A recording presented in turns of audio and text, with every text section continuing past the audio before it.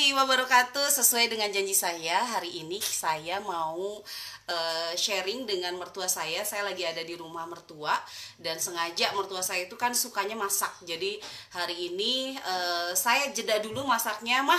Mau ngomongin tentang mertua dan menantu nih, Ya, gitu. boleh. Boleh. Nah, gimana caranya hubungan saya dengan mertua yang mudah-mudahan bisa menjadi inspirasi untuk teman-teman semua. Kalau saya sama mertua itu udah kayak apa, Mah? Ya, Anak sendiri ya. Iya, gitu. udah Teman, kayak teman. udah kayak teman, udah kayak sahabat baik, Iya. udah kayak gimana gitu. Padahal kita sendiri juga sama-sama tahu lah saya kurangnya di mana, mertua saya kurangnya di mana, saya lebihnya di mana. Kemudian juga mertua saya lebihnya di mana. Kita saling melengkapi satu sama lain. Nah, mungkin juga bisa dilihat dari tentang Mama dulu deh. Apa yang Mama lihat dari sosok menantunya seorang Indari Mastuti ketika masuk, mengetahui kekurangannya apa dan juga kelebihannya apa, sampai kami sekarang udah hampir 13 tahun ini saya malah sering dibilang anaknya Mama gitu kan, dibandingkan suami saya yang anaknya Mama gitu. Jadi saking tetangga itu lihat saya kok nempel banget ya sama mertua, termasuk juga mertua sangat memperhatikan saya. Seperti apa, mungkin Mama bisa cerita dulu bagaimana Mama bisa menerima kekurangan saya, seperti apa, silakan Mah. Begini ya, dulu kan kebetulan Mama juga pernah jadi menantu. Jadi dari situ, cuman alhamdulillah dulu juga punya mertua itu, kita itu amat akur sekali ya. Kuncinya sebenarnya kalau kita membicarakan masalah mantu atau mertua ya, menerima, maksudnya itu tidak memaksakan untuk, misalkan menantu kan ada kekurangannya ya, lalu mungkin kebanyakan orang memaksakan untuk mengikuti kemauan dari mertua gitu.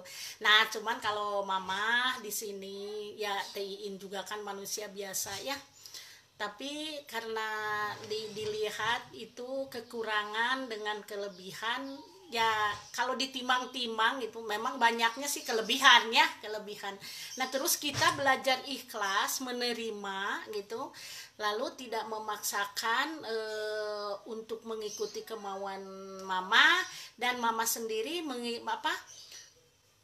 istilahnya itu mengikuti ya, mengikuti dengan kekurangannya itu berarti harus begini gitu, harus begini nih diiniin. Jadi ketika kita berjalan hampir-hampir tidak ada istilahnya itu bentrok, tidak ada bentrok, karena ya selalu kita itu komunikasi.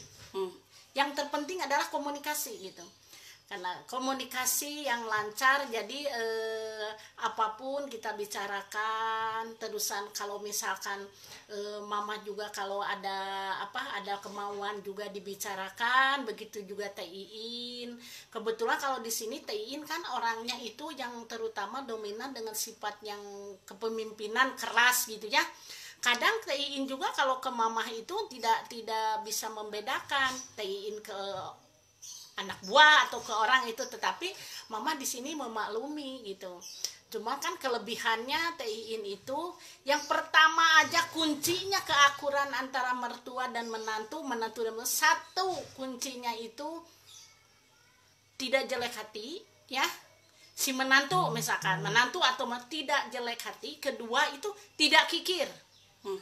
Karena yang menjadikan komunikasi tidak lancar, yang menjadikan kita hubungan tidak baik itu diantaranya ada sifat kikir dan jelek hati, selalu berprasangka buruk, tidak enak, selalu apa yang melihat kelakuan mertua atau menantu itu, kalau menantu itu tidak menyenangkan gitu.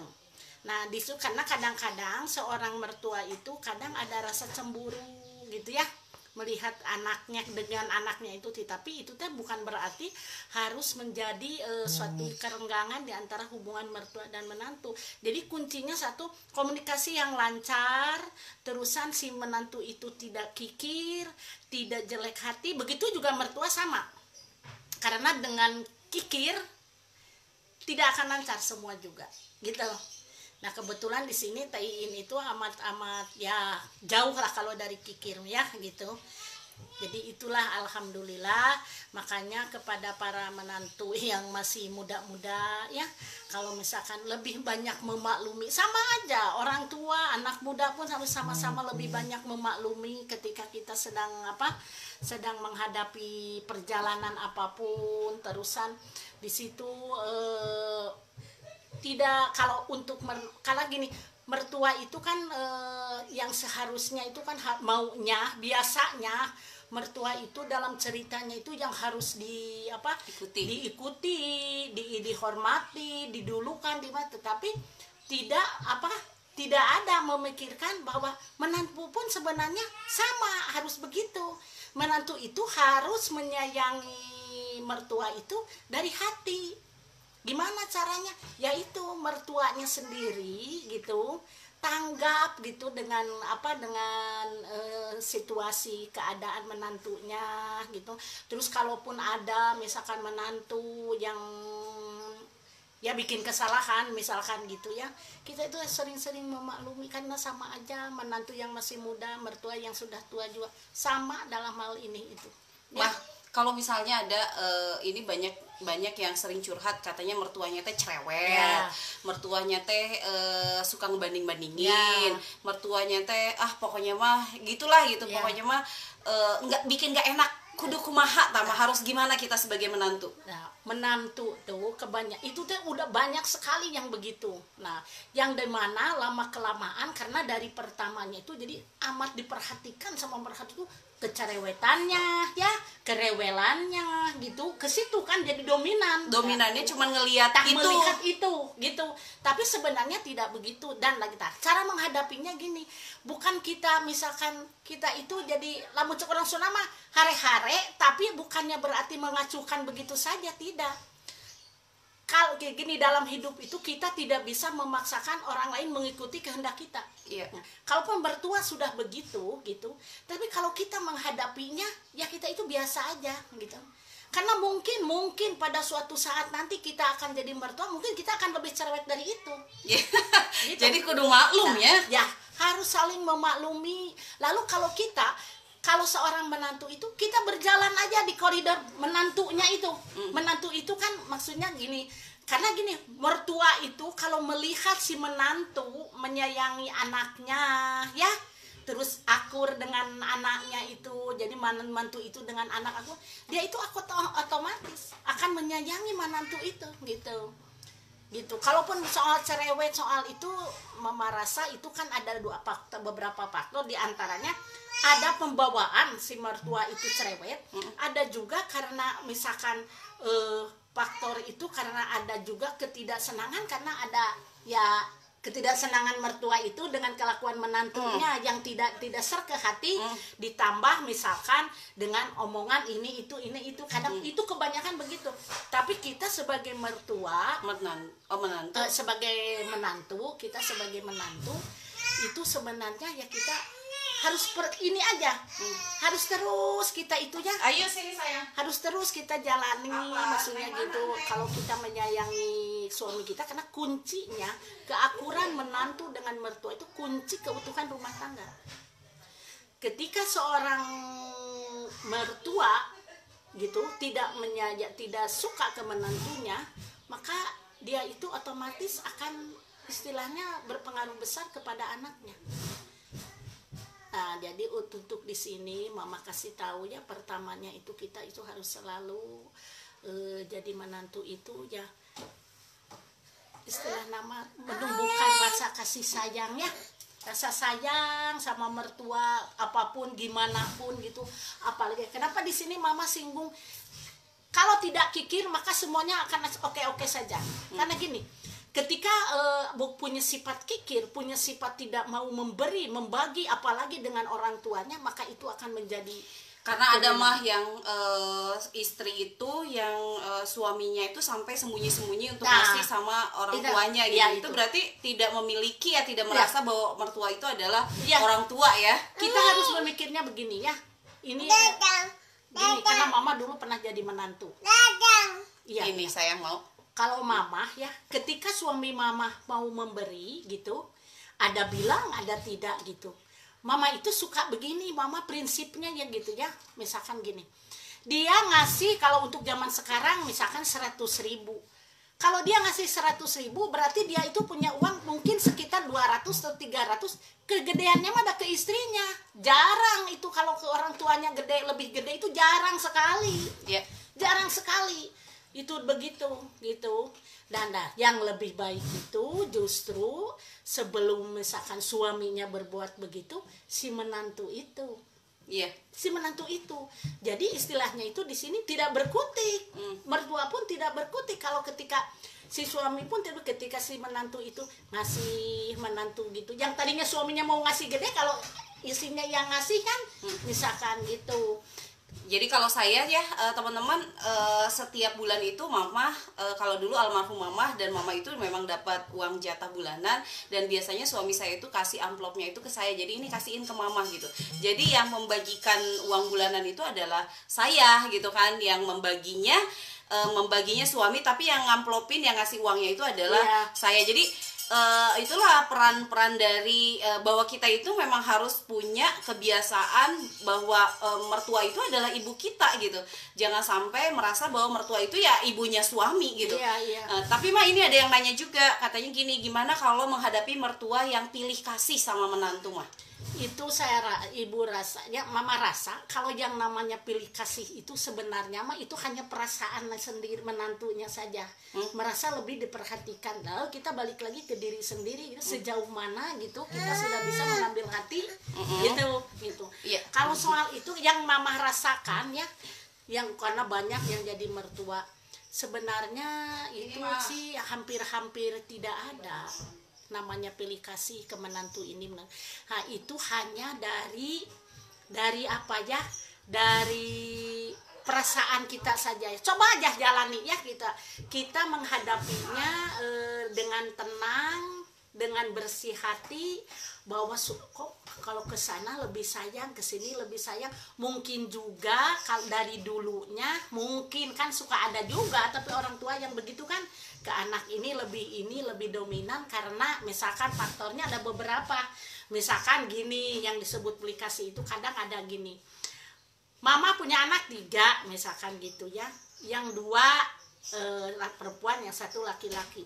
Nah yang kedua anak perempuan ini mungkin Teiin bisa saja punya perasaan, kok mama kayaknya memperhatikan sekali ya ke anak yang ini ya, misalkan gitu, ke anak ini.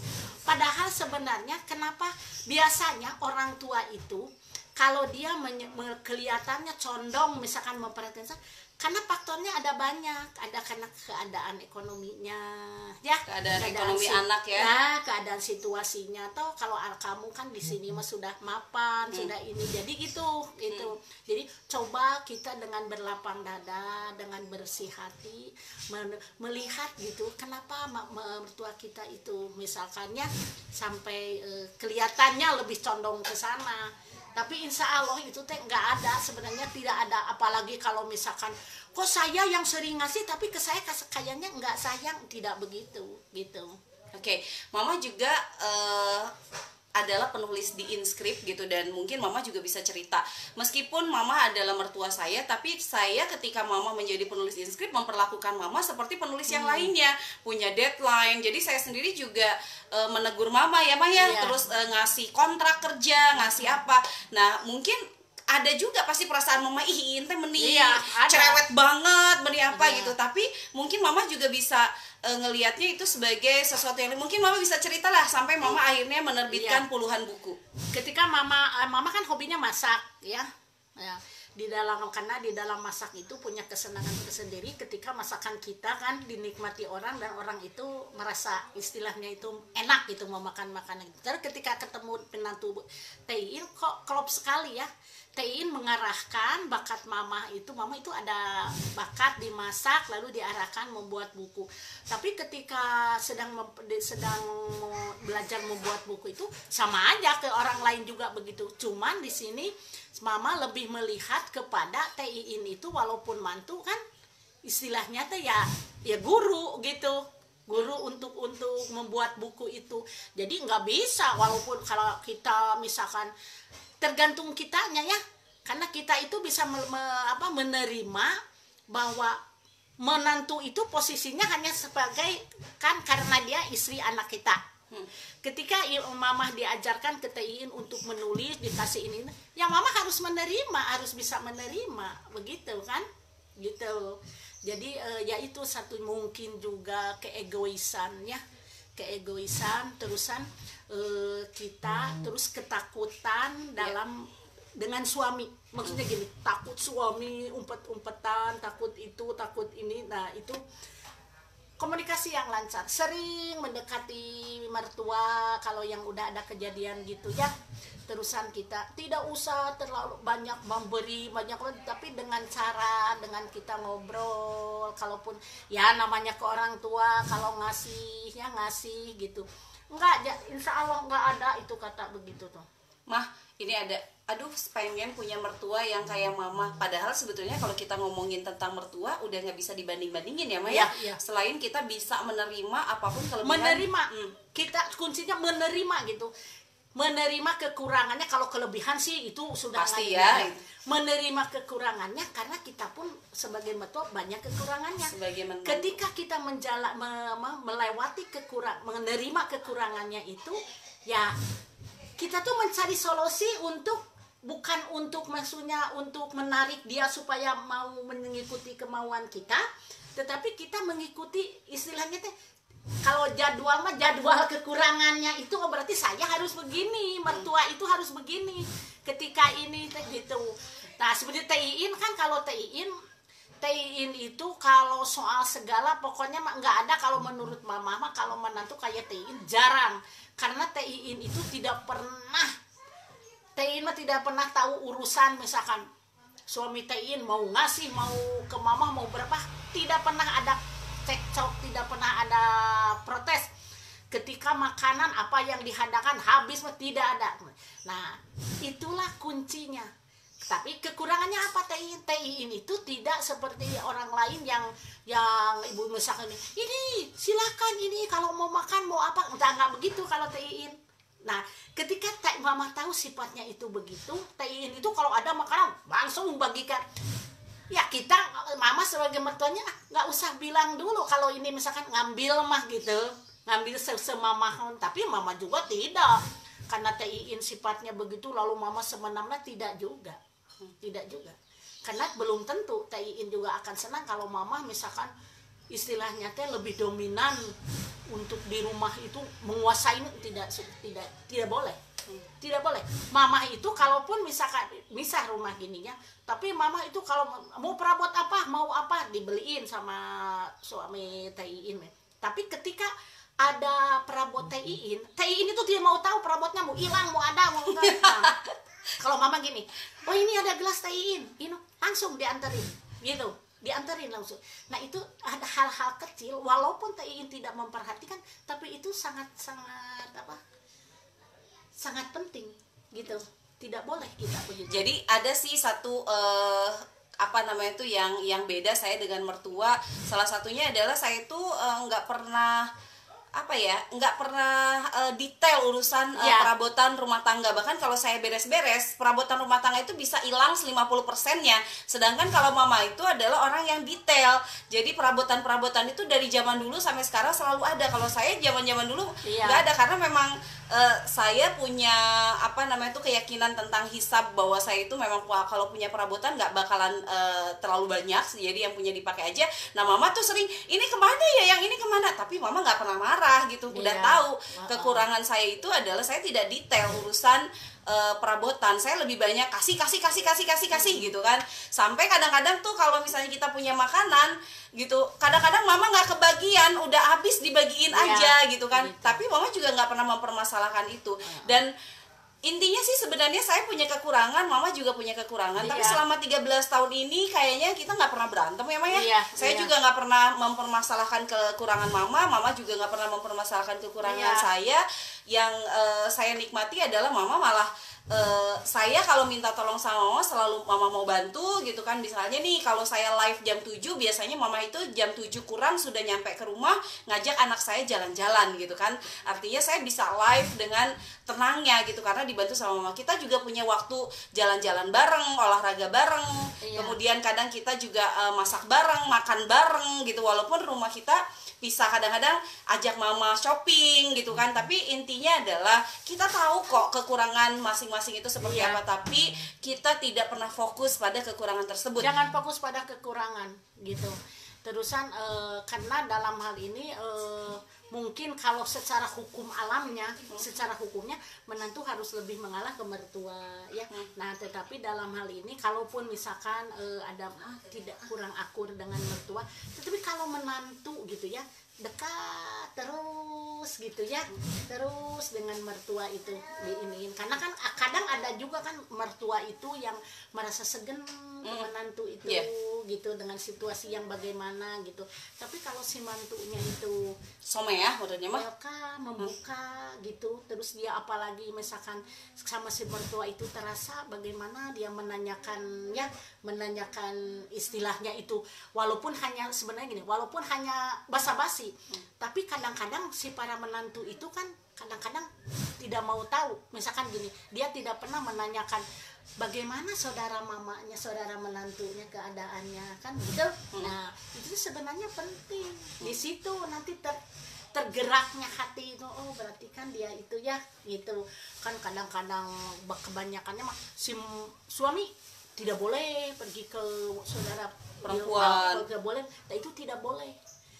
Karena apa? Karena katanya kan itu si apa? Ya itu kuncinya itu mertua. Kalau mertua sudah marah, mertua sudah tidak suka ke menantu gitu, itu kan ada di hukumnya, ada di hadisnya, mungkin adanya katanya kalau si mertua suruh ceraikan istri kamu karena dia tidak baik sama mama, tidak sama, itu harus diceraikan kan gitu. Nah, sekarang mumpung belum ini, jadi terima aja kekurangannya itu ini. Nah, berarti kita itu harus menerima kekurangannya, karena kita pun jangan pasti punya kekurangan. jangan merasa kita tidak punya kekurangan gitu. Iya, oke, teman-teman, itu kali ya dari saya dan dari mertua saya, Ibu Nining Prikasih. Nanti bisa googling Ibu Nining Prikasih ini, bukunya sudah banyak, sudah lebih dari 50 judul buku. Dan proses menjadi seorang penulis juga buat mama tidak mudah, karena mama itu tidak mengenal laptop, tidak mengenal komputer, tidak mengenal gadget juga. Tapi bagaimana saya kemudian bisa membuat mama itu menulis buku, itu pasti ada skill yang memang saya tanamkan ke mama, dan mama mau buku masak.